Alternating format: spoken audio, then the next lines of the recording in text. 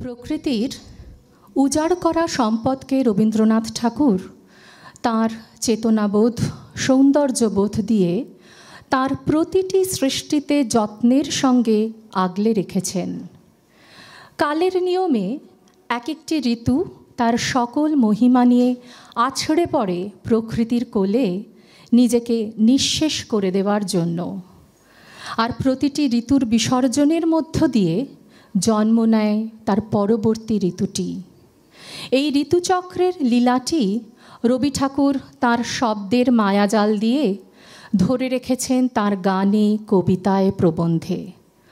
তাঁর প্রবন্ধের বা তাঁর লেখার মধ্য দিয়ে বোঝা যায় বর্ষা ছিল তাঁর বড় নিকটে, যাকে উনি ক্ষত্রিয় বলে সম্বোধন করেছেন।